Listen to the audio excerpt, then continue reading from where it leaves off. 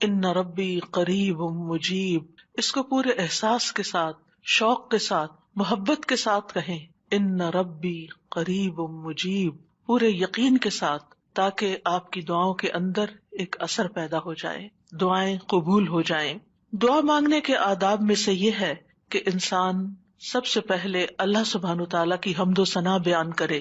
ابن مسعود رضی اللہ عنہ کہتے ہیں، جب کوئی آدمی اللہ سے سوال کرنے کا ارادہ کرے، یعنی دعا مانگنے کا ارادہ کرے، نیت کرے، تو پہلے وہ اللہ کی ایسی حمد و ثنا بیان کرے جو اس کے لائق ہے، پھر نبی صلی اللہ علیہ وسلم پر درود بھیجے، اس کے بعد دعا کرے۔ تو گویا پہلے اللہ تعالیٰ کی تعریف، پھر درود شریف، اور پھر اپنی حاجت اور اپنا سوال۔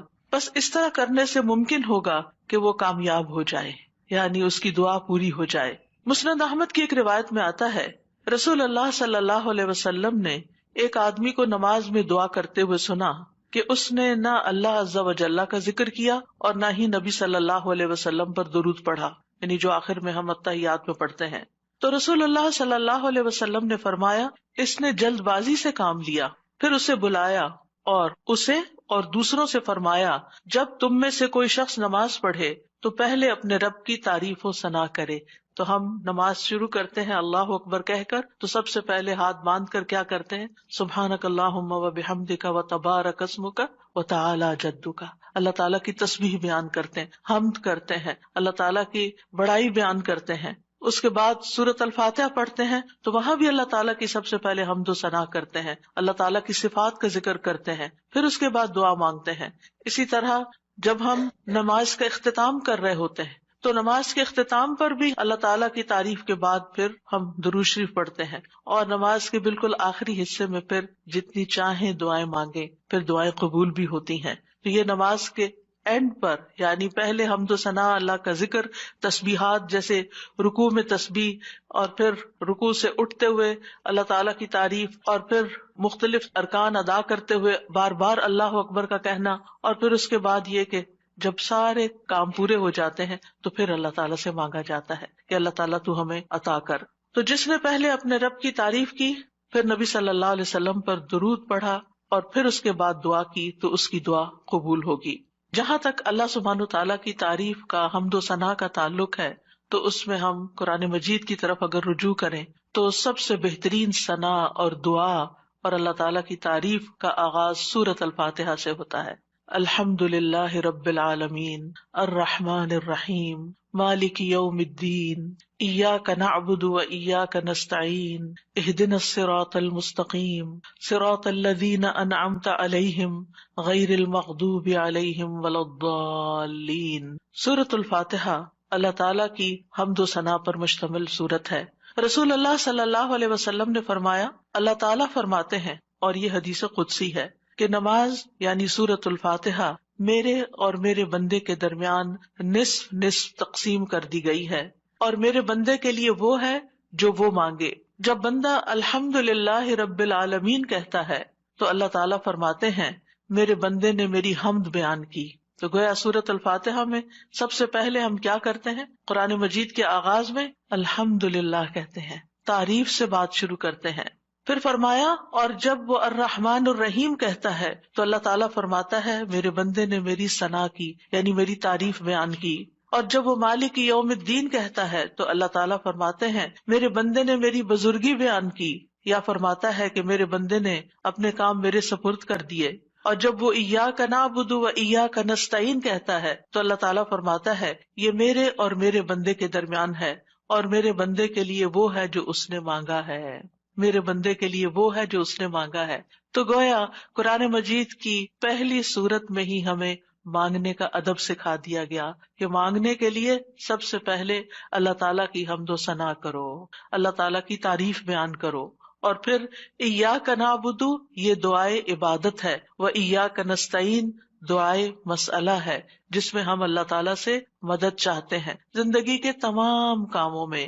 اور پھر جب بندہ اہدنا الصراط المستقیم آخر تک کہتا ہے تو اللہ تعالیٰ فرماتا ہے، یہ میرے بندے کے لیے ہے، اور میرے بندے کے لیے وہ ہے جو اس نے مانگا۔ اور یہاں ایک اور بات قابل غور ہے کہ مانگنے کی چیزوں میں سب سے پہلی چیز ہدایت ہے، رہنمائی ہے، دین کے معاملات میں بھی، دنیا کے معاملات میں بھی۔ ہم ہر قدم پر اللہ تعالیٰ کی رہنمائی کے محتاج ہیں. ہم بہترین گائیڈنس وہیں سے لے سکتے ہیں. اور جب ہم دن کی ہر نماز کی ہر رکعت کے اندر اللہ تعالیٰ سے ہدایت مانگتے ہیں اور اللہ تعالیٰ ہماری دعا قبول کر کے ہماری رہنمائی کرتے ہیں، تو آپ سوچئے کہ زندگی کا یہ سفر کتنا خوبصورت ہو سکتا ہے، اور پھر اس کا اختتام کتنا خوبصورت ہو سکتا ہے، اور پھر اس کا انجام کتنا پیارا ہو سکتا ہے. لہٰذا اللہ تعالیٰ سے ہم سب ہدایت مانگتے رہیں. اور ویسے بھی آپ دیکھیں کہ سورۃ الفاتحہ پڑھنے کے بعد جو دعا کی جاتی ہے وہ دعا قبول ہوتی ہے، یعنی یہ قبولیت دعا کی بھی علامت ہے. ابن عباس کہتے ہیں کہ اس دوران کے جبریل علیہ السلام نبی صلی اللہ علیہ وسلم کے پاس بیٹھے ہوئے تھے کہ اچانک انہوں نے اوپر سے ایک آواز سنی تو آپ نے اپنا سر اٹھایا. جبریل علیہ السلام نے فرمایا کہ یہ آسمان کا ایک دروازہ ہے جسے صرف آج کے دن کھولا گیا ہے، اس سے پہلے کبھی نہیں کھولا گیا تھا. پھر اس سے ایک فرشتہ اترا تو جبریل علیہ السلام نے فرمایا یہ فرشتہ جو زمین کی طرف اترا ہے یہ آج سے پہلے کبھی نہیں اترا. پھر اس فرشتے نے سلام کیا اور کہا کہ آپ کو 2 نوروں کی خوشخبری ہے جو آپ کو دیے گئے اور آپ سے پہلے کسی نبی کو نہیں دیے گئے، ایک سورۃ الفاتحہ اور دوسری سورۃ البقرہ کی آخری 2 آیات.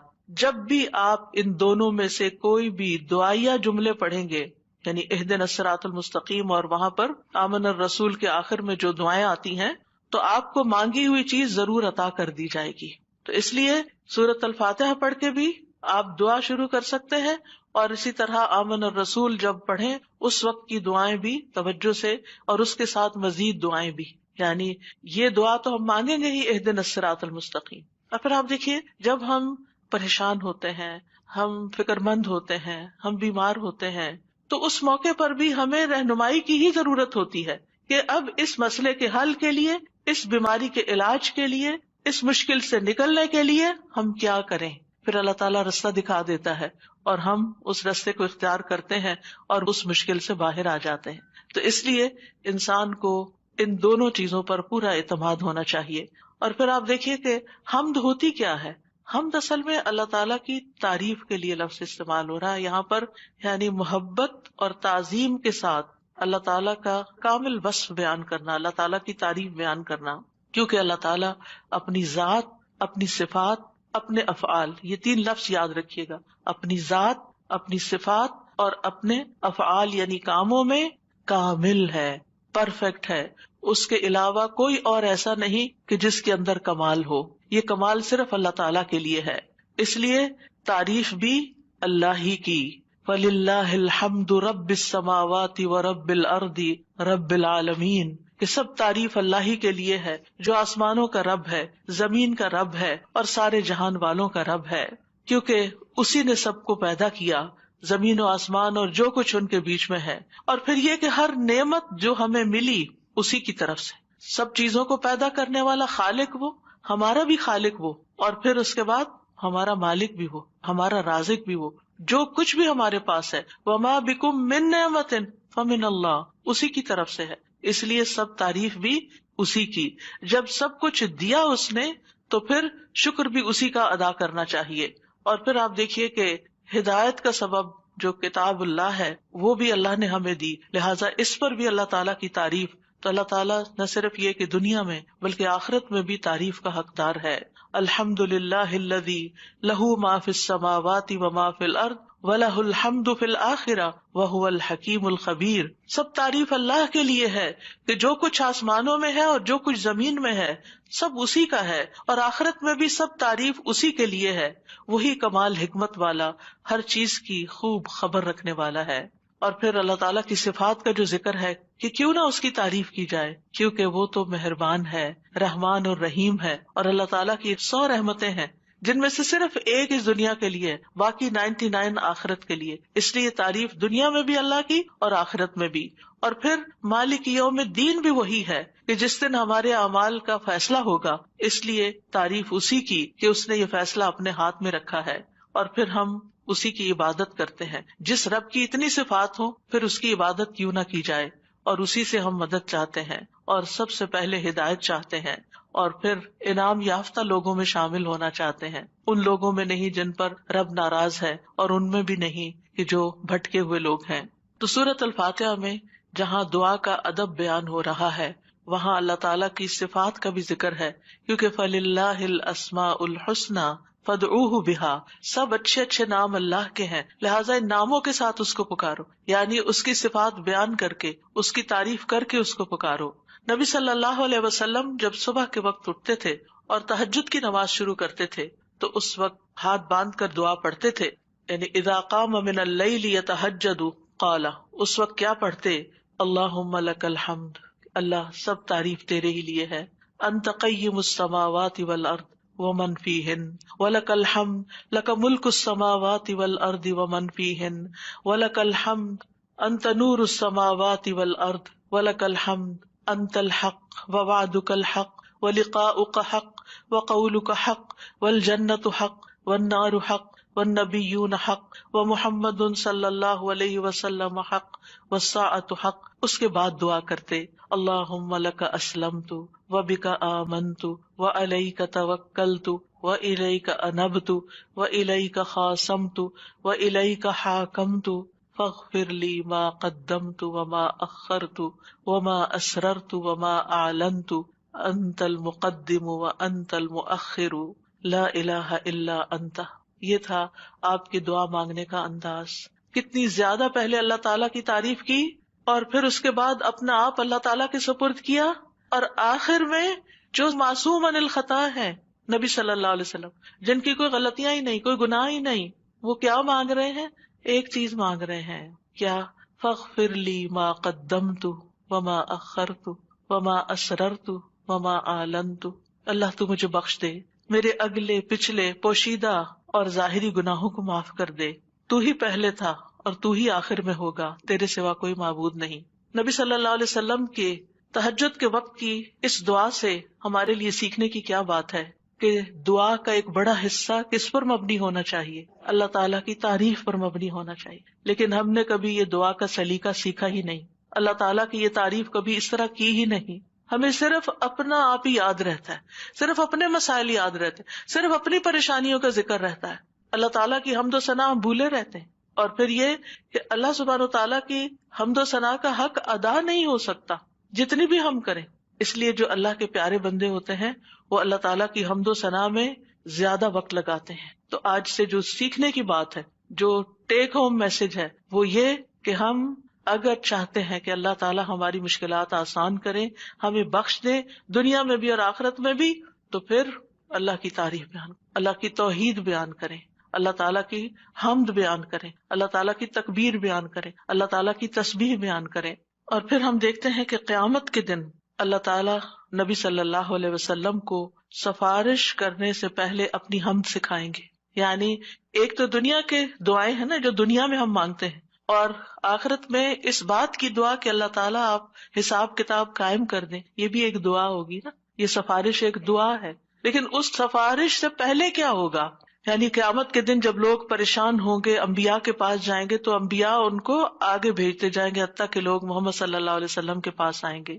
تو حدیث میں آتا ہے کہ وہ کہیں گے تم سب محمد صلی اللہ علیہ وسلم کے پاس جاؤ، اللہ نے ان کے اگلے پچھلے سب گناہ معاف فرما دیے ہیں، تو وہ سب میرے پاس آئیں گے، تو میں سب کو لے کر اللہ کی بارگاہ میں حاضر ہونے کی اجازت چاہوں گا۔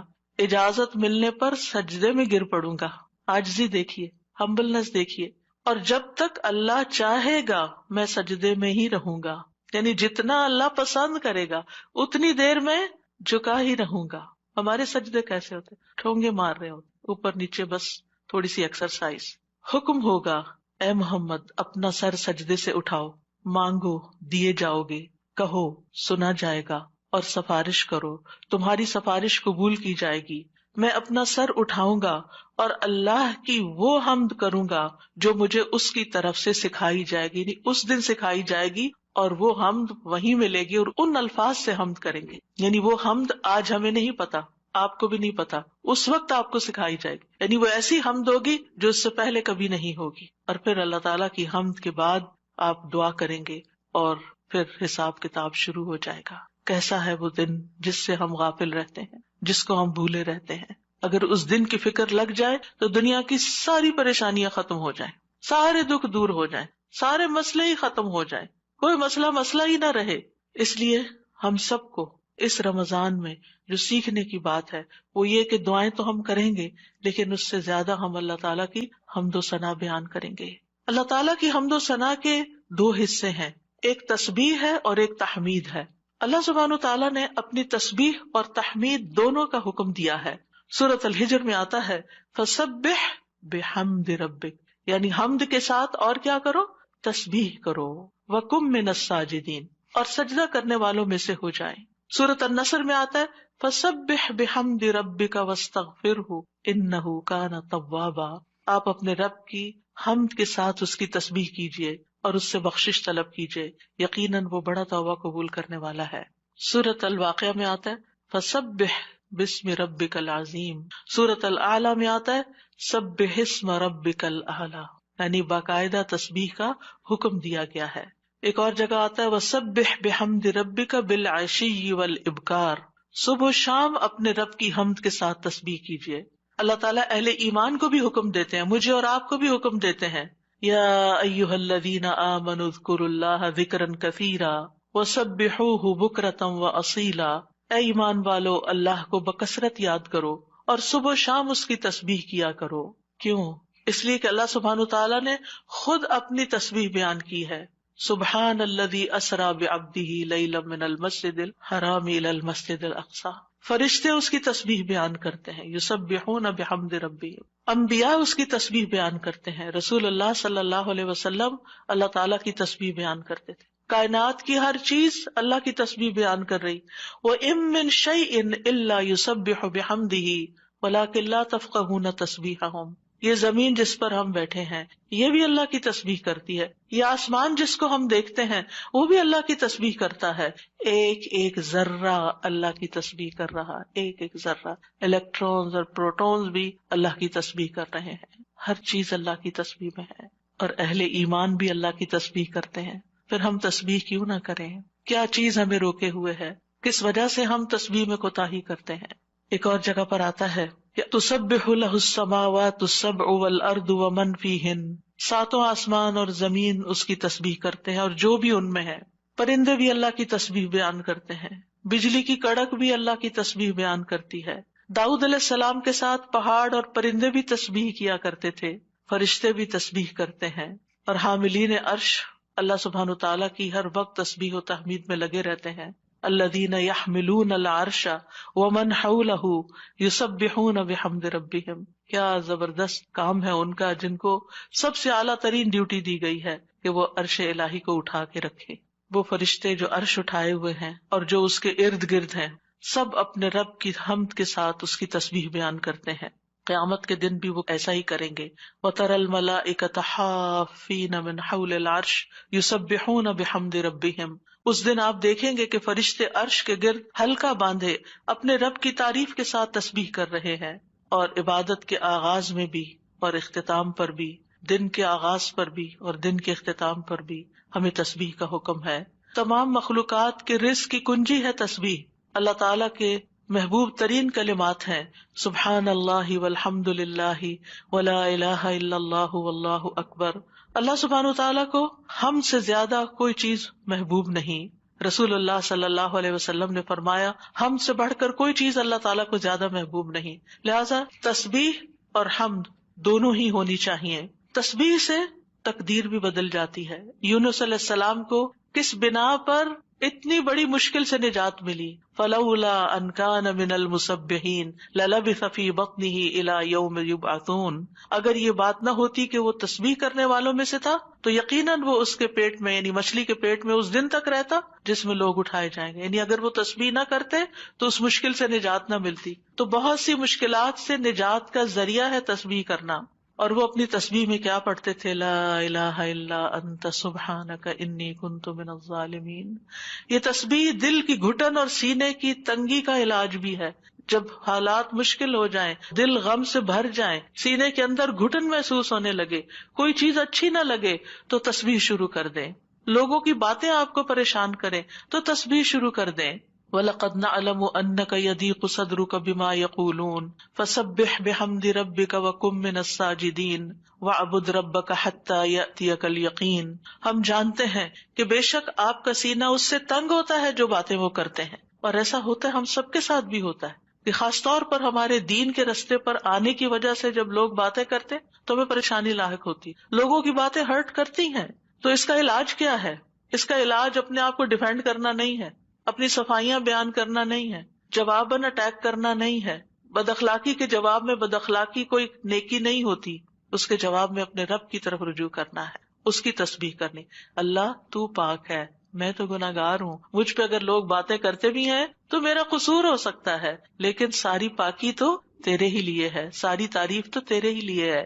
اور پھر سجدوں کی کثرت. پھر اسی طرح اگر انسان کے اندر بخل کے جذبات ہو، کچھ خرچ کرنے کو دل نہ چاہتا ہو، خوف آتا ہو، رات کا خوف ہو، دشمن کا خوف ہو، ڈر لگے، تو ایسی صورت میں بھی انسان کو تسبیح پڑھنی چاہیے. سبحان اللہ والحمد للہ ولا الہ الا اللہ واللہ اکبر. اور ویسے بھی ایک دفعہ سبحان اللہ اور الحمد للہ کہنے سے زمین و آسمان بھر جاتا ہے، اتنا بڑا اجر و ثواب ہے اس کا، یعنی معمولی چیز نہیں ہے. رسول اللہ صلی اللہ علیہ وسلم نے فرمایا، اور سبحان اللہ اور الحمد للہ کہنے سے زمین و آسمان کی درمیانی فضا بھر جاتی ہے. گناہ جتنے بھی ہوں تسبیح اور تحمید کہنے سے معاف ہو جاتے ہیں. عرش الہی کے گرد بھی ان کلمات کی بھنبھناہٹ ہوتی ہے، یعنی وہاں بھی تسبیح پڑھی جاتی ہے. تسبیح پڑھنے والوں کے چہروں پر رونق آ جاتی ہے، حمد سے خیر و برکات نصیب ہوتی ہیں. امام ابن قیم کہتے ہیں، جو ہمیشہ تسبیح کرتا ہے اس کے چہرے کے خطوط چمک اٹھتے ہیں، یعنی اس کا چہرہ روشن ہو جاتا ہے. اور جو ہمیشہ حمد پڑھتا ہے اس کے اوپر مسلسل خیرات و برکات اترتی رہتی ہیں. تو دونوں چیزیں مل جائیں تو چہرے کی رونق بھی ملے گی اور اس کے ساتھ ساتھ اللہ تعالیٰ کی طرف سے رحمتیں بھی آئیں گی. اور فرمایا، جو ہمیشہ استغفار کرتا رہتا ہے اس کے لیے بند دروازے کھل جاتے ہیں. جن چیزوں میں رکاوٹ آئی ہوئی ہوتی، ہم اکثر شکایت کرتے رہتے ہیں اس چیز میں بندش ہے، اس میں بندش ہے. ان ساری بندشوں کا علاج تسبیح و تحمید میں ہے، لیکن ہم بھولے رہتے ہیں. ہم صرف پریشان رہتے ہیں اور پریشان ہو کر ذکر کرنا بھی بھول جاتے ہیں.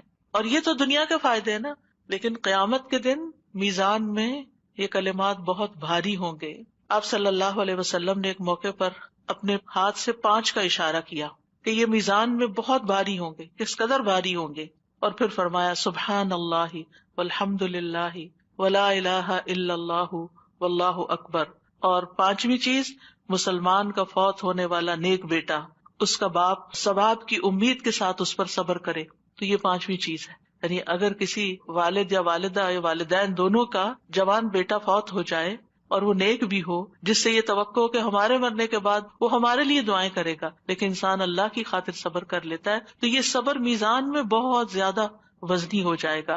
اور قیامت کے دن سب سے زیادہ بہترین بندے وہ ہوں گے جو دنیا میں سب سے زیادہ حمد کرنے والے ہوں گے. اللہ کی تسبیح اور تحمید کے مسنون کلمات بھی ہیں جو نبی صلی اللہ علیہ وسلم نے خود سکھائے. آپ صرف اتنا بھی پڑھ سکتے ہیں، سبحان اللہ سبحان اللہ سبحان اللہ. آپ نے دیکھا ہوگا کچھ لوگوں کی گفتگو کا تکیہ کلام ہوتا ہے سبحان اللہ، اور دوسری بات میں وہ سبحان اللہ کہہ رہے ہوتے ہیں. اور خاص طور پر سبحان اللہ سورج طلوع ہونے اور غروب ہونے سے پہلے 100 بار پڑھا جائے تو یہ 100 اونٹوں سے زیادہ بہتر ہے. پھر اسی طرح سبحان اللہ کا مطلب کیا ہے کہ اللہ تعالیٰ پاک ہے. کس چیز سے؟ ہر نقص سے اور ہر عیب سے، ہر شبیہ سے، ہر مثیل سے. نہ کوئی اس جیسا ہے، نہ کوئی اس کی مثال ہے، یعنی ہر ایک میں نقص ہے، صرف اللہ ہی کامل ہے. تو اس کے کمال کی وجہ سے، یعنی وہ کامل ذات ہے، اس کے اندر کسی قسم کی کوئی کمی نہیں، کوئی عیب نہیں، کوئی خرابی نہیں، کوئی نقص نہیں. تو ہم جب کہتے ہیں سبحان اللہ تو اللہ تعالیٰ کو ہر طرح کے نقص سے پاک قرار دیتے ہیں، اور اس کے کمال میں بھی کوئی نقص نہیں، یعنی اللہ سبحانہ تعالیٰ میں کوئی عیب نہیں. اور پھر یہ کہ وہ کامل ہے اور اس کے کمال میں کوئی کمی نہیں، کچھ بھی کمی نہیں. یہ بھی تسبیح کا معنی ہوتا ہے. اور پھر یہ کہ اللہ سبحانہ تعالیٰ ہر کمی سے، کوتاہی سے، اور ان سارے جھوٹے خیالات اور گمانوں سے جو لوگ اس کے بارے میں رکھتے ہیں، ان سب سے پاک ہے. اور اللہ سبحانہ تعالیٰ کی طرف ہم کوئی شر بھی منسوب نہیں کرتے. اللہ تعالیٰ ہر طرح کے شر سے بھی پاک ہے. تو یہ اللہ تعالیٰ کی بڑائی کا ایک کلمہ ہے. ایک شخص نے حضرت علی رضی اللہ عنہ سے پوچھا کہ سبحان اللہ کیا ہے؟ انہوں نے کہا یہ اللہ کی بڑائی کی تعظیم ہے. سبحان اللہ کلمہ توحید بھی ہے، ایمان کا رکن بھی ہے. ابن قیم کہتے ہیں تسبیح اللہ سبحانہ تعالیٰ کی ثنا اور تعریف ہے. یہ تعظیم، پاکیزگی اور تنزیہ پر مشتمل ہے. فرشتے مسلسل اس کی تسبیح کرتے ہیں، رکتے ہی نہیں. تمام کائنات، حیوانات، جمادات، نباتات، ریت کے ذرات، پانی کے قطرے، ہوائیں، بجلیاں، ہر چیز اس کی تسبیح کر رہی ہے. اور یہ تسبیح دنیا کی زندگی ختم ہونے سے ختم نہیں ہو جائے گی. جب قیامت آئے گی تو ہر چیز ٹوٹ پھوٹ جائے گی نا، یہ کائنات اس طرح نہیں رہے گی جیسے ہے، لیکن تسبیح ختم نہیں ہوگی، وہ پھر بھی جاری رہے گی. اور مومن جب جنت میں پہنچیں گے تو ان کا ذکر کیا ہوگا؟ تسبیح ہی ہوگی، اللہ تعالیٰ کی حمد و ثنا ہی ہوگی. تو نماز بھی اللہ کے لیے ہوتی ہے، دعا بھی اللہ تعالیٰ سے کی جاتی ہے، اسی طرح تسبیح بھی صرف اللہ کی ہوتی ہے. آپ کسی انسان کی تسبیح نہیں کر سکتے. وہ کہتے ہیں نا تم کس کی تسبیح پڑھ رہے ہو، کسی کی بھی نہیں پڑھنی چاہیے، کیونکہ کوئی پاک ہے ہی نہیں، ہم سب خطا کار ہیں، ہم سب سے غلطیاں ہوتی ہیں. تو اس لیے یہ بھی صرف اور صرف خالصتاً اللہ کے لیے. اور کلمہ سبحان جو ہے یہ اللہ کے سوا کسی کے لیے نہیں بولا جا سکتا. یہ نام بھی نہیں رکھنا چاہیے بچوں کا. اگر کوئی بھول کے رکھ چکا ہے تو اس کو تھوڑا سا آلٹر کر لے، سبحان رکھ لیں، ٹھیک ہے. سبحان نام نہیں رکھتے، یہ نام میں نے سنا تھا کہیں کسی نے رکھا ہوا تھا. تو سبحان جو ہے یہ یعنی ہر عیب سے پاک، یہ کیسے ہو سکتا ہے؟ کوئی صرف اللہ تعالیٰ ہی کی صفت ہے. تو اس لیے اللہ تعالیٰ ہی پاک ہے اور اس کے سوا کسی کی پاکی بیان نہیں کی جا سکتی کہ وہ بالکل پاک انسان ہے، پیور ہے. نہیں، سب کے اندر کوئی نہ کوئی کمی بیشی ہوتی ہے. تسبیح کے دوسرے مسنون الفاظ ہیں سبحان اللہ و بحمدہ. اس میں سبحان اللہ کے ساتھ حمد کا بھی ذکر کر دیا گیا. رسول اللہ صلی اللہ علیہ وسلم سے پوچھا گیا کون سا کلام افضل ہے؟ آپ نے فرمایا جو اللہ نے اپنے فرشتوں اور بندوں کے لیے چنا ہے، یعنی سبحان اللہ و بحمدہ. تو بات میں پھر شروع سے جا کے ملاؤں گی کہ یہ خالی تسبیح پہ کوئی لیکچر میں نہیں دے رہی. یہ دعا مانگنے سے پہلے آپ نے جو کلمات ادا کرنے ہیں، جو اذکار کرنے ہیں، جو تسبیحات پڑھنی ہیں، یہ ان کی وضاحت ہو رہی ہے کہ یہ بہترین دعائیں ہیں ایک طرح سے. یعنی اگر آپ صرف اللہ تعالیٰ کی تعریف بیان کرتے رہیں اور کچھ بھی نہ کہیں تو آپ کو وہ ساری خیر مل جائے گی جو آپ چاہتے ہیں اور اس سے بھی زیادہ. دعا مانگنے میں ہم عام طور پر صرف ایک چیز کو دعا سمجھتے ہیں اور وہ یہ ہے کہ اللہ سے کسی چیز کا سوال کرنا. وہ صرف 1% ہے.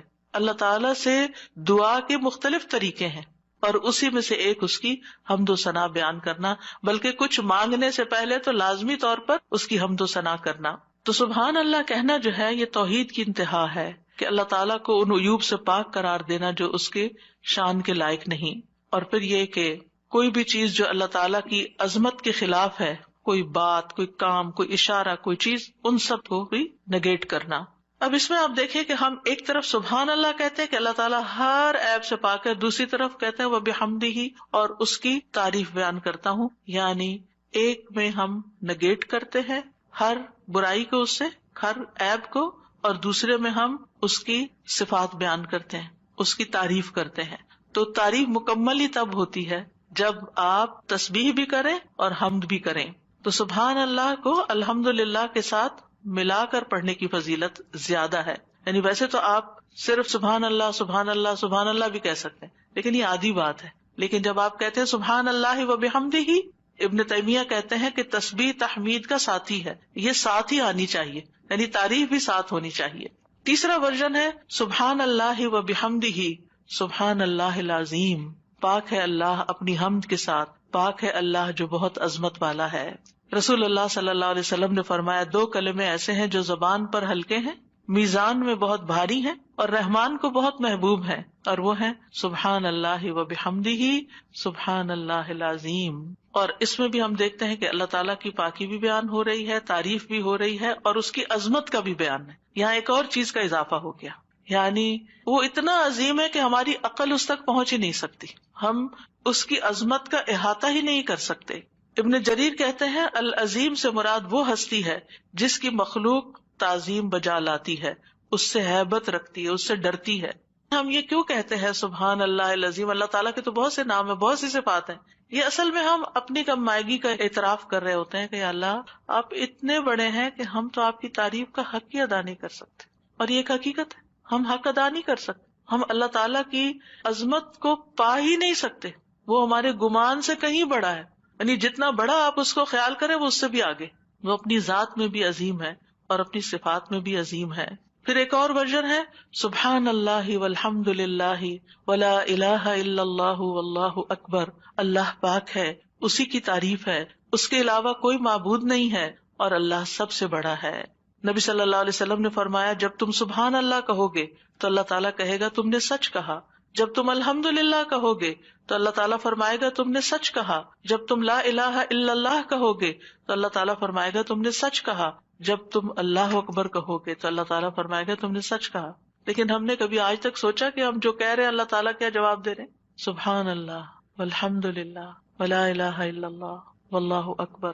یعنی ایک طرف ہم اللہ تعالیٰ کو پاک قرار دیتے ہیں، پھر اس کی تعریف بیان کرتے ہیں اس کی تمام صفات کمال و جمال کے ساتھ، پھر اللہ تعالیٰ کی توحید بیان کرتے ہیں لا الہ الا اللہ کہہ کر، اور پھر اللہ اکبر کہہ کر کیا کہتے ہیں کہ اللہ تعالیٰ سب سے بڑا معبود، سب سے بڑا ہے. یعنی سب سے بڑے کا کیا مطلب ہے؟ جن بھی چیزوں سے ہم امپریس ہو جاتے ہیں، جن کی بڑائی اور ہیبت ہمارے دل میں آ جاتی ہے، جن کے بارے میں ہمارا یہ عقیدہ یہ خیال بن جاتا ہے کہ یہ بڑی چیز ہے، اللہ ان سب سے بڑا ہے. یعنی اللہ کے مقابلے میں یا اللہ سے بڑھ کر کسی اور کی بڑائی ہے ہی نہیں، اور ہمارے دل میں بھی نہیں ہونی چاہیے، وہ نکل جانی چاہیے. جب ہم اللہ اکبر کہتے ہیں تو ہمیں واقعی اللہ کو بڑا مانتے ہوئے کہنا چاہیے، صرف زبان سے الفاظ نہیں دہرانے. بعض اوقات ہم کسی کے پاس بہت دولت دیکھتے ہیں یا سنتے ہیں کہ اچھا اتنا، ایسے کسی کے بارے میں گزرتے گزرتے میں نے دیکھا کہ ان کے پاس فلاں چیز 500 کروڑ کی ہے. ان کا اچھا، اب کتنے ہی لوگ ہوں گے کہ جو دیکھ دیکھ کے واو کر رہے ہوں گے کہ 500 کروڑ، ہوئے ہوئے ہوئے. یہ انسان کی کمزوری ہے. اپنے جیسے انسانوں کے پاس اگر کوئی چیز دیکھتا ہے، اگر آپ کہیں کہ فلاں کے پاس ایک گھر بھرا ہوا سونے کا ہے، ان کا اچھا، ہم دوسروں کے مال و دولت سے امپریس ہو جاتے ہیں. پھر اسی طرح ہم کسی کے علم، کسی کی ڈگریاں، اس کے پاس 4 PhD ہے، اچھا ہم متاثر ہو جاتے ہیں، فلاں اتنا بڑا، فلاں یونیورسٹی کا پروفیسر ہے، فلاں سائنٹسٹ ہے، فلاں شاعر ہے، فلاں ڈاکٹر ہے. کسی بھی مجلس میں بیٹھ کے آپ لوگوں کی گفتگو کو دیکھیں کہ لوگوں کی بڑائی سے ان کے دل کتنے بھرے ہوئے ہوتے ہیں اور ان کی باتوں کو کتنے غور سے سنتے ہیں. پھر کیا ہم واقعی اللہ تعالیٰ کو بھی ایسی اہمیت دیتے ہیں اور اسی عظمت کے احساس کے ساتھ ہم اللہ تعالیٰ کی تعریف کر رہے ہوتے ہیں یا صرف الفاظ دہرا رہے ہوتے ہیں؟ تو اللہ سبحانہ وتعالیٰ سب عقل رکھنے والوں سے بڑی عقل رکھتا ہے، سب حکمت والوں سے بڑا حکیم ہے، سب رزق رکھنے والوں سے بڑا رازق ہے، غنی ہے، القدیر ہے، العزیز ہے، الرحیم ہے. پھر ایک اور ورژن ہے تسبیح کا، سبحان اللہ و بحمدہ استغفر اللہ و اتوب الیہ. میرے خیال ہے ایک ہمارا کارڈ بھی ہے تسبیحات کا، اویلیبل ہے الحمدللہ. تو آپ یہ کارڈ ضرور لے لیجئے، اور اس کارڈ سے کم از کم یہ سارے ورژنز آپ کو انشاءاللہ مل جائیں گے کہ مختلف الفاظ میں ہم اللہ تعالیٰ کی تسبیح کرتے رہیں جو ہمیں رسول اللہ صلی اللہ علیہ وسلم نے سکھائے ہیں. ہمیں وہ پتہ ہونے چاہیے. اگر ہمیں یاد نہیں، ہمیں سیکوینس نہیں معلوم، سیکوینس تو ہم نے خود ہی بنایا ہے، یعنی ہم پھر مس کر جاتے ہیں نا جب کوئی چیز رینڈملی پڑھ رہے ہوتے ہیں ادھر ادھر سے. لیکن جب ایک چیز آپ کے سامنے ہوگی تو اس کو بھی اس طرح نہیں پڑھنا کہ بس ایک پنسورے کی طرح بس آپ اس کو ایک وظیفے کی کتاب بنا لیں. اس کو بھی ٹھہر ٹھہر کے پڑھنا ہے، محسوس کر کر کے پڑھنا ہے کہ اللہ واقعی بڑا ہے. تو 5واں جو ورژن ہے وہ ہے سبحان اللہ و بحمدہ استغفر اللہ و اتوب الیہ. میں اللہ کی پاکیزگی بیان کرتا ہوں اس کی حمد کے ساتھ، میں اللہ سے بخشش کا طلبگار ہوں اور اسی کی طرف رجوع کرتا ہوں. حضرت عائشہ کہتی ہیں کہ رسول اللہ صلی اللہ علیہ وسلم کثرت سے یہ فرمایا کرتے تھے، سبحان اللہ و بحمدہ استغفر اللہ و اتوب الیہ. حضرت عائشہ کہتی ہے میں نے پوچھا اے اللہ کے رسول میں آپ کو دیکھتی ہوں آپ بکثرت یہ پڑھتے رہتے ہیں، تو آپ نے فرمایا میرے رب نے مجھے خبر دی ہے کہ میں جلد ہی اپنی امت میں ایک نشانی دیکھوں گا، اور جب میں اس کو دیکھ لوں تو بکثرت کہوں. یعنی اللہ تعالیٰ کی طرف سے مجھے حکم ملا ہے، وہ نشانی میں دیکھ چکا ہوں. اذا جاء نصر اللہ والفتح وَرَأَيْتَ النَّاسَ يَدْخُلُونَ فِي دِينِ اللَّهِ أَفْوَاجًا فَسَبِّحْ بِحَمْدِ رَبِّكَ وَاسْتَغْفِرْهُ. اب یہاں ایک اور چیز کا اضافہ ہو، تسبیح بھی، حمد بھی، اور پھر استغفار بھی. اور اسی پر وہ آیت بھی ہے فَاسْتَغْفِرُوهُ ثُمَّ تُوبُوا إِلَيْهِ إِنَّ رَبِّي قَرِيبٌ مُجِيبٌ. تو اللہ تعالیٰ کی حمد و ثنا کے ساتھ ہمیں استغفار بھی کرنا چاہیے، ساری مشکلات انشاءاللہ آسان ہو جائیں گی. 6 تسبیح، سبحان اللہ و بحمدہ عدد خلقہ ورضا نفسہ وزنۃ عرشہ ومداد کلماتہ. پاکیزگی ہے اللہ کی اس کی تعریفوں کے ساتھ، اس قدر جتنی کہ اس کی مخلوق ہے، اتنی کہ وہ اس سے راضی ہو جائے، اور اس کے عرش کے وزن کے برابر، اور اس قدر جتنی کہ اس کے کلمات کی روشنائی ہے. رسول اللہ صلی اللہ علیہ وسلم حضرت جبیریہ کے پاس سے نکلتے ہیں صبح کی نماز ادا کرنے کے لیے. وہ اپنی جائے نماز پر بیٹھی ہوئی تھی، پھر دن چڑھے واپس انہی کے پاس تشریف لاتے ہیں، وہ وہیں بیٹھی ہوئی تھی. آپ نے فرمایا جس وقت میں تمہارے پاس سے گیا ہوں تم اسی طرح بیٹھی ہو. انہوں نے عرض کیا جی ہاں. نبی صلی اللہ علیہ وسلم نے فرمایا میں نے تمہارے بعد ایسے 4 کلمات 3 بار کہے ہیں کہ اگر تمہارے آج کے کہے ہوئے کلمات کو ان کے ساتھ وزن کیا جائے تو ان کلمات کا وزن زیادہ ہوگا. اور وہ ہیں سبحان اللہ و بحمدہ عدد خلقہ ورضا نفسہ وزنۃ عرشہ ومداد کلماتہ. اللہ سبحانہ وتعالیٰ کی حمد و ثنا سبحان اللہ و بحمدہ، تسبیح حمد کے ساتھ کتنی دفعہ؟ عدد خلقہ، اس کی مخلوقات کی تعداد کے برابر. یعنی جتنی بھی اللہ کی مخلوقات ہیں آپ جانتے ہیں کتنی؟ گن سکتے ہیں؟ گن ہی نہیں سکتے. اگر ہم صرف اپنی انگلی کا ایک پور لگائیں مٹی کے اوپر اور اس کے ساتھ جتنے ذرات آئے ہم وہ بھی نہیں گن سکتے، ہم وہ بھی نہیں گن سکتے. اور ہر ذرے کے اندر، ہر ایٹم کے اندر پھر الیکٹران پروٹون وغیرہ جو کچھ ہے اس کو گننا چاہیں تو گن ہی نہیں سکتے، ہم نہیں گن سکتے. وما یعلم جنود ربک الا ھو، صرف وہی جانتا ہے تعداد مخلوقات کی. یہ ستارے، یہ سیارے، یہ گیلیکسیز، یہ زمین، یہ آسمان، یہ سمندر، یہ پہاڑ، ہم تو اس پوری کائنات میں صرف ایک ڈاٹ کے اوپر بیٹھے ہوئے ہیں. اور اس زمین کے اندر جو کچھ ہم اس کو بھی نہیں گن سکتے، کہاں یہ کہ باقی کتنی مخلوقات ہیں. تو اس کا یہ مطلب نہیں کہ میں ایک دفعہ سبحان اللہ کہتا ہوں تو اتنی دفعہ ہو جاتا ہے میرا، یہ نہیں ہے اس کا مطلب. اس کا مطلب یہ ہے کہ اللہ سبحانہ وتعالیٰ کی اتنی زیادہ تعریف ہے، وہ اتنی تعریف کے لائق ہے.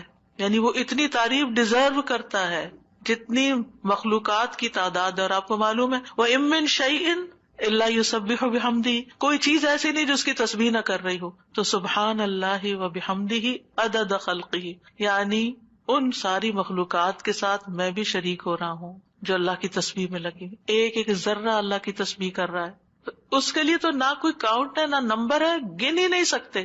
ہم 100 دانوں کی تسبیح لے کے خوش ہو جاتے ہیں، ہم تسبیح کر رہے ہیں. ایک 100 دفعہ پڑھ لینا، کوئی 100 دفعہ پڑھ لیا، اپنے آپ کو ہی تسلی دے دیتے ہیں.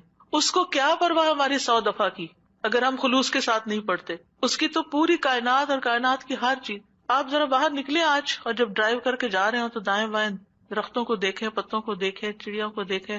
آج صبح اتفاق سے پھر سنو پڑنے لگی تو میں ونڈو سے جب دیکھنے لگی تو پہلا خیال مجھے یہ آیا، یا اللہ اچھی خاصی پڑھ رہی تھی، اتنے اس کے فلیکس ہیں، یہ سارے تسبیح کرتے ہوئے گر رہے ہیں، سجدے میں پڑھ رہے ہیں، حکم مانتے چلے جا رہے مانتے. اور جب تک اللہ کا حکم ہوگا برسیں گے اور پھر جب ختم ہو جائے گا بس ختم ہو جائیں گے. اور تھوڑی دیر کے بعد ان کا وجود بھی ختم ہو گیا. یعنی انہوں نے اپنے حصے کی تسبیح کر لی. جتنی دیر میں پیدا ہوئے تھے جتنی دیر میں ختم ہوئے اپنی تسبیح کرتے کرتے گئے، آغاز سے انتہا تک. بارش کے قطرے، ہوائیں، اڑتے پتے، یعنی کوئی انتہا ہی نہیں. ہے تو بہت معمولی مثالیں، اگر انسان غور کرنا شروع کرے تو کوئی اس کی انتہا نہیں. عدد خلقہ، دل بھر کے کہا کریں عدد خلقہ، اور اپنے امیجنیشن کو بڑھائیں. پھر آپ دیکھیں گے کہ آپ کے اندر اللہ کی محبت کیسی آئے گی. تو جس کی تسبیح، جس کی تعریف اتنی کائنات کر رہی، اگر میں نے کوتاہی کی تو سراسر میرا ہی نقصان ہے، اس کا کچھ نہیں بگڑے گا. اس کو پرواہ ہی نہیں ہے میں کرتی ہوں یا نہیں، اس کو نہیں پرواہ. ہاں اگر میں دل سے کرتی ہوں اور محبت سے کرتی ہوں تو وہ بڑا ہی قدردان ہے. اور اس میں آپ دیکھیں کہ مخلوقات کی صرف ایک قسم مراد نہیں ہے، جن، انسان، فرشتے، چھوٹے بڑے، جانور، حیوان، پرند چرند، سب کے سب. پھر اس کے بعد ورضا نفسہ، اور اس کے نفس کی رضا کے مطابق، یعنی جس سے وہ راضی ہو جائے، جتنی اس کے نفس کی رضا ہے، جتنی اللہ تعالیٰ اپنی ذات کے لیے تسبیح کو پسند کرتا ہے. یعنی میرے پاس تو الفاظ ہی نہیں، کیونکہ اللہ کی رضا کیا ہے؟ ورضوان اللہ اکبر، سب سے بڑی چیز ہے اللہ کی رضا.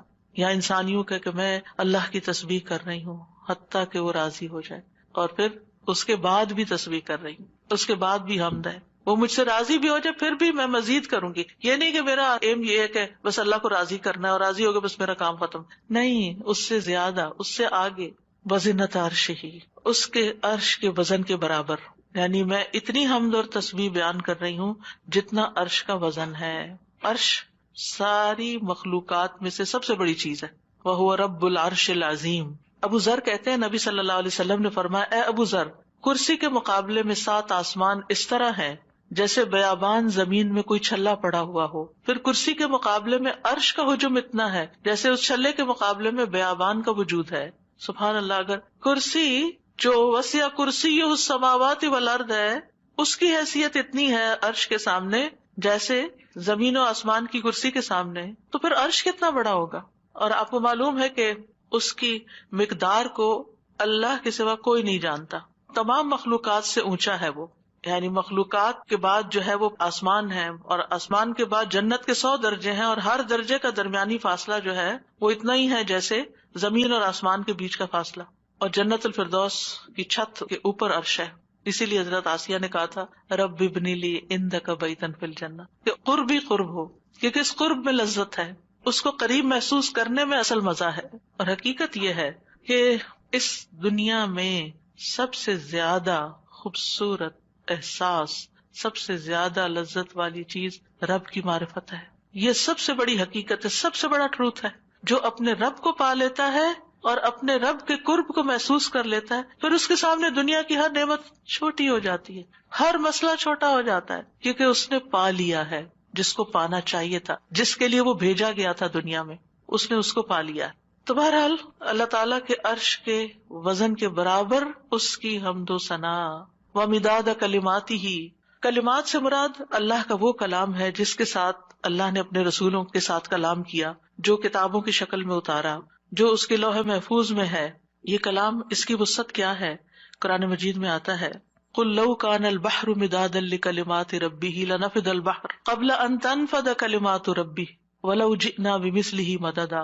کہہ دیجئے اگر سمندر میرے رب کی باتوں کے لیے سیاہی بن جائے تو یقیناً سمندر ختم ہو جائے گا اس سے پہلے کہ میرے رب کی باتیں ختم ہوں، اگرچہ ہم اس کے برابر اور سیاہی لے آئے. دوسری جگہ پر آتا ہے 7 ابحر، 7 سمندر بھی مزید آ جائیں تو خشک ہو جائیں گے لکھ لکھ کر، لیکن رب کے کلمات ختم نہیں ہوں گے. اس کے برابر اللہ کی تعریف. اور یہاں پر ایک طرح سے بطور مبالغہ سب چیزوں کی مثال دی گئی ہے، ورنہ اللہ کی تعریف تو اس سے بھی زیادہ، اس کا تو کوئی شمار ہی نہیں کر سکتا. پھر ہم اپنی ساری زندگی میں کتنی تسبیح کر رہے ہیں، کیا کر لیا ہم نے؟ کچھ بہت بڑا مارکا مال ہے. پھر کس بات کا غرور، کس بات کا تکبر کہ ہم کیا چیز ہیں، ہم کتنے نیک ہیں. یہ تو خیال آنا بھی نہیں چاہیے. حاملین عرش، جو فرشتے عرش اٹھائے ہوئے ہیں، وہ اللہ تعالیٰ کی تسبیح بیان کرتے ہیں اور کہتے ہیں ما عبدناک حق عبادتک، ہم نے آپ کی عبادت کا حق ہی ادا نہیں کیا. وہ اللہ کی عظمت کو جانتے ہیں نا، اس لیے کہتے ہیں کہ ہم نے عبادت کا حق ادا نہیں کیا. ہم اللہ تعالیٰ کی عظمت کو نہیں جانتے، ہم اللہ کی معرفت نہیں رکھتے، لہٰذا ہم بڑی تسلی میں ہیں کہ ہم نے تو عبادت کر لی، ہم تو ساری نیکیاں کر لیں، یہ بھی کر لیے، یہ بھی کر لیے، یہ بھی خانے پورے کر لیے. اور 7ویں تسبیح اللہ اکبر کبیرہ والحمد للہ کثیرا وسبحان اللہ بکرۃ واصیلا. بہت ہی خوبصورت کلمات ہیں. اللہ سب سے بڑا ہے، بہت بڑا، اور تمام تعریف اللہ کے لیے ہے بہت زیادہ، اور تسبیح اللہ ہی کے لیے ہے صبح اور شام. ابن عمر کہتے ہیں ہم رسول اللہ صلی اللہ علیہ وسلم کے ساتھ نماز پڑھ رہے تھے کہ لوگوں میں سے ایک آدمی نے کہا اللہ اکبر کبیرہ والحمد للہ کثیرا وسبحان اللہ بکرۃ واصیلا. تو رسول اللہ صلی اللہ علیہ وسلم نے فرمایا یہ اس طرح کے کلمات کہنے والا کون ہے؟ تو لوگوں کی جماعت میں سے ایک آدمی نے عرض کیا اللہ کے رسول میں ہوں. آپ نے فرمایا کہ مجھے تعجب ہوا کہ اس کے لیے آسمان کے دروازے کھول دیے گئے، یعنی ان کلمات کے لیے جس محبت اور شوق سے اس نے پڑھے.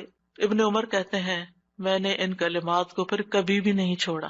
افسوس کہ ہمیں زندگی میں بڑی دیر سے پتہ چلا ہے، اور جو ہم نے دعائیں رٹی ہوئی ہیں نا ان کو ہم آٹو پہ لگا کے شروع کر دیتے ہیں اور بھول جاتے ہیں کہ ہم بھی اللہ اکبر کہہ کے سب سے پہلے ہاتھ باندھ کر اللہ کی تکبیر بیان کریں.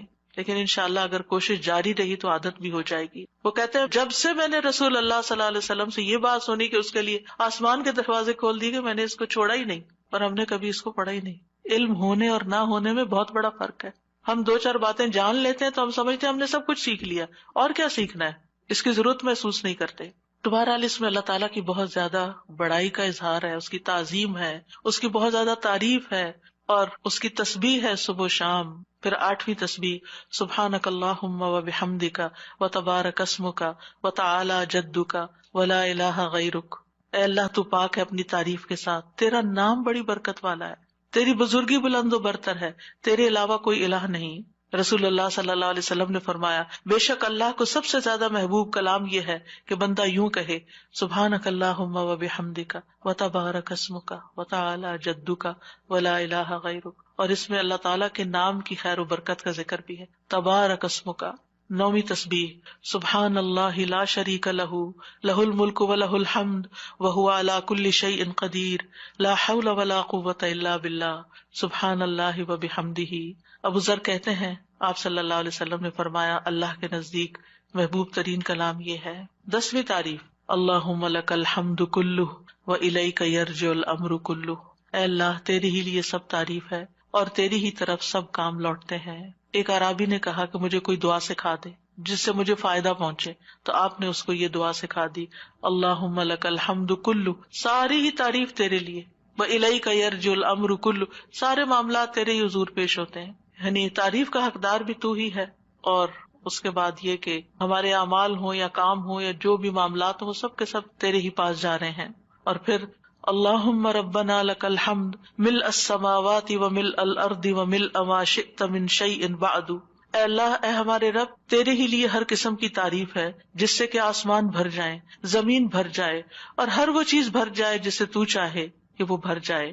رسول اللہ صلی اللہ علیہ وسلم یہ دعا مانگا کرتے تھے، اور یہ دعا جو ہے اس میں اللہ تعالیٰ کی حمد ہے جس کو کوئی شمار نہیں کر سکتا۔ اور پھر سبحان اللہ عدد ما خلق، آپ سب بھی پڑھیے میرے پیچھے، سبحان اللہ عدد ما خلق، سبحان اللہ ملء ما خلق، سبحان اللہ عدد ما فی الارض والسماء، سبحان اللہ ملء ما فی السماء والارض، سبحان اللہ ملء ما خلق، سبحان اللہ عدد ما احصا کتابہ، وسبحان اللہ ملء کل شیء۔ میں اللہ کی پاکیزگی بیان کرتا ہوں ان چیزوں کی گنتی کے برابر جو زمین و آسمان میں ہیں، میں اللہ کی اتنی پاکیزگی بیان کرتا ہوں جس سے وہ چیزیں بھر جائیں جو آسمان و زمین میں ہیں۔ کیا کہا؟ اتنی پاکیزگی بیان کرتا ہوں کہ جس سے ہر وہ چیز بھر جائے جو آسمان اور زمین میں ہے۔ اتنی بھر بھر کے میں تعریف کر رہا ہوں اللہ کی۔ میں اللہ کی پاکیزگی بیان کرتا ہوں جس سے اس کی مخلوقات بھر جائیں۔ میں اللہ کی پاکیزگی بیان کرتا ہوں ان چیزوں کی گنتی کے برابر جن کو اس نے اپنی کتاب میں شمار کیا، یعنی لوح محفوظ میں۔ اور میں اللہ کی اتنی پاکیزگی بیان کرتا ہوں جس سے ہر چیز بھر جائے۔ اور یہ خوبصورت ترین دعا ہے اللہ تعالیٰ کی تعریف کی۔ 12ویں تعریف ہے یا بدیع السماوات یا حی یا قیوم انی اسألک، اے آسمانوں کو پیدا کرنے والے، اے زندہ اور قائم رہنے والے، بے شک میں تجھ سے سوال کرتا ہوں۔ اب سوال پہ آ رہے ہیں کہ میں تجھی سے مانگتا ہوں، یعنی جس نے ہر چیز کو پیدا کیا، آسمان اور زمین کو نئے سرے سے پیدا کیا، وہ کچھ بھی کر سکتا ہے، اس کے لیے کوئی چیز بھی مشکل نہیں۔ اور پھر اس میں اللہ تعالیٰ کے اور ناموں کا بھی واسطہ ہے، الحی، القیوم کا بھی۔ 13ویں تعریف اللہم انی اسألک انی اشہد انک انت اللہ لا الہ الا انت الاحد الصمد الذی لم یلد ولم یولد ولم یکن لہ کفوا احد۔ اے اللہ، بے شک میں تجھ سے سوال کرتا ہوں، بے شک میں گواہی دیتا ہوں کہ یقیناً تو ہی اللہ ہے، تیرے سوا کوئی الہ نہیں، تو ایک ہے، بے نیاز ہے، ایسی ذات ہے جس نے کسی کو جنم نہیں دیا، اور نہ ہی تو جنم دیا گیا ہے، اور نہ ہی اس کا کوئی ہمسر ہے، اور نہ ہی وہ جنم دیا گیا، اور نہ ہی اس کا کوئی ہمسر ہے۔ یہ وہ کلمات ہیں کہ جن کے بارے میں آپ صلی اللہ علیہ وسلم نے فرمایا، تم نے اللہ سے اس کا وہ نام لے کر مانگا ہے کہ جب اس کے اس نام کے ساتھ سوال کیا جاتا ہے تو وہ عطا کرتا ہے، یعنی وہ دیتا ہے تمہیں، اور جب اس کے ساتھ دعا کی جاتی ہے تو قبول فرماتا ہے۔ اور پھر 14ویں تعریف اللہم انی اسألک بأن لک الحمد لا الہ الا انت وحدک لا شریک لک المنان بدیع السماوات والارض ذی الجلال والاکرام۔ اے اللہ، میں تجھ سے مانگتا ہوں، یعنی پہلے تعریف کر لی ساری، پھر آخر میں سوال کر لیا، اللہ تجھ سے مانگتا ہوں اس وسیلے سے کہ ساری ہم تیرے لیے ہے، تیرے سوا کوئی اور معبود نہیں، تو اکیلا ہے، تیرا کوئی شریک نہیں، اے بہت زیادہ احسان کرنے والے اور آسمانوں اور زمین کو پیدا کرنے والے، جلال اور اکرام والے۔ نبی صلی اللہ علیہ وسلم نے ایک بار ایک آدمی کو اس طرح دعا کرتے ہوئے دیکھا تو آپ نے فرمایا، یقیناً تو نے اللہ سے اس کے اسم اعظم کے ذریعے دعا مانگی ہے، جب اس کے ذریعے دعا مانگی جائے تو اللہ اسے ضرور قبول کرتا ہے، اور جب اس کے ذریعے سوال کیا جائے تو ضرور عطا کرتا ہے۔ تو دعا کرنے سے پہلے حمد و ثنا کرنی چاہیے۔ پہلی دفعہ احساس ہوا استاذہ کہ ایسے ہی ہم دلی دل میں اللہ تعالیٰ سے باتیں کرتے ہیں نا، تو ایسے ہی بس بے دھڑک ایک دعا کرنا شروع کی اور ایک دم I just stopped in my tracks۔ میں نے کہا سبحان اللہ، مجھے تسبیح سے ادب جیسے ایک لفظ یاد رہ گیا کہ ادب بھی نہیں ہے کہ کس طرح سے مانگنا ہے۔ ٹھیک ہے، الحمدللہ ایک ہماری ایک ہوتی ہے انفارمل کانورسیشن اللہ تعالیٰ سے، لیکن ادب اور پھر اس کے ساتھ جو ایک عاجزی اور ایک جو فارمل ایک پورا، اور اسپیشلی نماز کے اندر یہ چیز بہت زیادہ محسوس ہوئی کہ کیا پڑھ رہے ہیں اور کیسے پڑھ رہے ہیں، اس چیز کا کتنا خیال کرنے کی ضرورت ہے۔ تو بہت الحمدللہ فائدہ مند تھا اللہ کا۔ الحمدللہ۔ السلام علیکم سر، ہم یہ سوچتے کہ پھر گھوم کے بعد یہ تھے کہ ہم صرف اپنے بارے میں سوچتے نا کہ وی وانٹ دس، اور اللہ سبحانہ تعالیٰ کی تعریف جب کرنے کی بات ہوتی ہے تو پھر ہم یعنی اللہ سبحانہ تعالیٰ کی حمد و ثنا جو ہے وہ ایک طرح سے اللہ تعالیٰ کا شکر بھی ہے نا، ان ساری نعمتوں پر جو اس نے پہلے سے ہمیں دے رکھی ہیں، زندگی کی نعمت، آزادی کی نعمت، رزق کی نعمت، اولاد کی نعمت، بے شمار نعمتیں. وَإِن تَعُدُّوا نِعْمَتَ اللَّهِ لَا تُحْصُوهَا. وہ نعمتیں بھول کر پھر کوئی اور چیز چاہیے تو ایسے ہی بے ڈھنگے لوگوں کی طرح ہمیں یہ چاہیے، ہمیں یہ چاہیے، ہمیں یہ چاہیے. اونلی فوکسنگ ہم نیڈ پہ کر رہے ہوتے ہیں. اس کو آپ محسوس کریں نا کہ جیسے آپ کے بچوں کے پاس الحمدللہ دنیا کی ہر نعمت ہے، لیکن اس پر وہ آپ کا کوئی شکریہ ادا کیے بغیر یا کوئی اطاعت یا فرمانبرداری یا ایک محبت کا اظہار کیے بغیر پھر ان کو کوئی مطلب پیش آ جاتا ہے تو پھر وہ کہتے ہیں ہمیں یہ چاہیے. تو کیسا لگتا ہے؟ چاہے اپنے بچے ہوں، کیسا محسوس ہوتا ہے کہ ان کو ذرا احساس نہیں کہ ہم نے ان کے ساتھ کیسے کیسے احسانات کیے ہوئے ہیں، اور ان کو صرف اس وقت ہماری یاد آتی ہے جب ان کو کوئی ضرورت پڑتی ہے، اس کے بغیر یہ ہمیں یاد بھی نہیں کرتے. ہمارا تو اس سے بھی برا حال ہے. اور وہ کیا کہ ہم اللہ تعالیٰ کا صحیح معنوں میں ذکر بھی نہیں کرتے، یاد بھی نہیں کرتے، شکر بھی ادا نہیں کرتے، اور پھر اس کے بعد صرف اس وقت اس کے پاس آتے ہیں جب ہماری کوئی ضرورت ہوتی ہے، اور اس میں بھی ادب کا خیال کیے بغیر ہم بس پھر جو ہمارا دل چاہتا ہے ہم جیسے تیسے کہہ دیتے. وہ پھر بھی سن لیتا ہے، پھر بھی عطا کرتا ہے، کیونکہ ان ربی رحیم ودود. اللہ مہربان بھی ہے، بڑی محبت کرنے والا بھی ہے. جہاں وہ قریب اور مجیب ہے، وہ رحیم اور ودود بھی ہے. سافی جی، جب ہم اللہ تعالیٰ کی حمد و ثنا کرتے ہیں تو وی فیل سو کلوز ٹو اللہ سبحانہ Yes. تعالیٰ. ایسے فیلنگ نہیں آتی جب تک اللہ تعالیٰ کو سمجھے نہ، ان کی تعریف نہ کریں اللہ تعالیٰ کی. بالکل. استاذہ جی مجھے تو بس یہی ہو رہا تھا سن کے، وما قدر اللہ کا قدری. کتنی دفعہ ہم نے مسبحات بھی پڑھی اور تدبر کے ساتھ بھی پڑھی، لیکن مجھے لگ رہا تھا کہ ہمیں ہر وقت ریمائنڈرز کی ضرورت ہے، جسے ہم بھول جاتے ہیں بار بار بار بار، اور اتنے اندر تک جیسے ایک جھنجھوڑ سی نہیں ہو گئی کہ اللہ کی تسبیح تو ہر مخلوق اس کی کر رہی ہے اور کتنی کنٹینیوس کر رہی ہے. ہم پھر بھول جاتے ہیں، پھر تھوڑا سا کرتے ہیں، پھر کہتے ہیں ہمارا اب یہ بس یہ ٹائم ہے تسبیح کا، حالانکہ تسبیح بس تو ہمارا ساری یہ ٹارگیٹ ہے، بس اتنی کر لی اور پھر ہم نے فارغ. ٹائم مقرر کر لیا. ہم تو گن گن کے دیتے ہیں. اللہ سبحانہ تعالیٰ ہمیں ان گنت نعمتوں سے نوازتا ہے. کچھ وہ ہیں جن کو ہم جانتے ہیں، اور زیادہ تر تو وہ ہیں جن کو ہم جانتے بھی نہیں ہیں، تو ان کو اکنالج بھی نہیں کرتے. جی استاذہ، پہلی دفعہ مجھے حمد اور تسبیح کا مطلب جو فرق تھا نا وہ سمجھ میں آیا. آج تک کبھی غور ہی نہیں کیا تھا کہ تسبیح پڑھتے ہوئے بس تسبیح تسبیح کر رہے ہوتے تھے، لیکن تسبیح کا مطلب کہ اللہ کو ہر عیب سے پاک کرنا، اور حمد پھر اس کی تعریف کرنا، مطلب یہ بات مجھے واقعی پہلی دفعہ سمجھ آئی. اور اب الحمدللہ تسبیح کرتے ہوئے اور حمد کرتے ہوئے پتہ چلتا ہے، فرق محسوس ہوتا ہے کہ یہ کیا مانگ رہے ہیں ہم. الحمدللہ. وہ ایک ہوتا ہے نا تزکیہ، اور پھر ہوتا ہے تحلیہ. تزکیہ ہوتا ہے کسی چیز کو پاک صاف کرنا، اور تحلیہ ہوتا ہے اس کو بیوٹیفائی کرنا. تو اللہ سبحانہ تعالیٰ کو ہم ہر عیب سے پاک قرار دیتے ہیں. ہم اس بات کا اظہار کرتے ہیں کہ اس کے اندر کوئی عیب، کوئی کمی، کوئی نقص، کسی قسم کی اس کے کمال میں بھی کوئی کمی نہیں. ایک تو ویسے کوئی عیب نہیں، اور ایک ہی اتنا پرفیکٹ ہے کہ اس پرفیکشن میں کوئی کمی نہیں ہے، یعنی کہیں سے بھی کم نہیں ہے. اور پھر اس کے بعد ہم یعنی پھر تعریف بیان کرتے ہیں، پھر تحلیہ. سبحانک اللہم و بحمدک، اشہد ان لا الہ الا انت، استغفرک و اتوب الیک. یہ بھی ایک تسبیح ہے. السلام علیکم و رحمۃ اللہ وبرکاتہ.